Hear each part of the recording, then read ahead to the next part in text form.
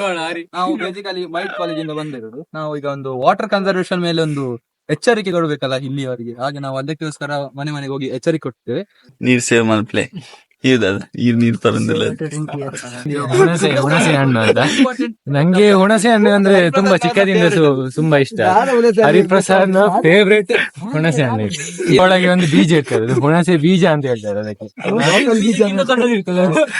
ಅದು ನಾವು ಬೇಯಿಸಿ ಎಲ್ಲ ಇದು ಮಾಡುದು ಎಂತ ಅದು ಫುಲ್ ಕಟೆಯಾಗಿ ತಿನ್ಬೋದು.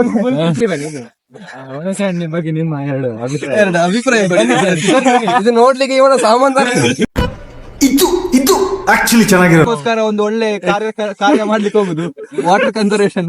ಬಾಲಕ ಇಂಜುರಿ ಆಗಿದ್ದಾನೆ, ಆದ್ರೂ ಇದೆ ಇಲ್ಲೊಂದು ಸಮಸ್ಯೆ ಖಂಡಿತ ಇದೆ. ಆದ್ರೂ ಸಹ ಅವನ ಇದಕ್ಕೆ ಮೆಚ್ಚಬೇಕು ನಾವು. ಅವನ ಅದಕ್ಕೆ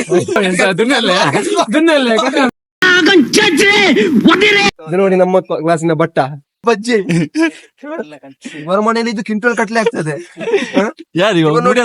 ಇವರ ಮನೆಯಲ್ಲಿ ಇದು ಕ್ವಿಂಟಲ್ ಕಟ್ಲೆ ಆಗ್ತದೆ. ನಾವು ಬಜ್ಜಿ ಕಣ್ಣಲ್ಲಿ ನೋಡಿ ಬನ್ನಿ ಕಾಡು ಮನುಷ್ಯ. ಇದೊಂದು ಬದುಕಿ, ಇದೊಂದು ಜನ್ಮವೇ, ಎಂತಹ ದುರ್ವಿಧಿ.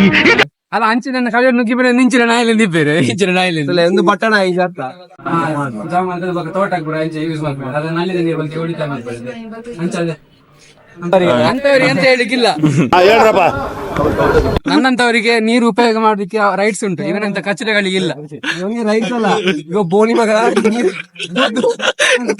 ಲೋಟಕ್ಕೆ ಮಡಿಕೆ ಬೆಳೆಸುವಂತೆ ಇವನ ಮಂಟೆಗೆ ಮಡಿಸಿ ಎದುರುದಿಲ್ಲ.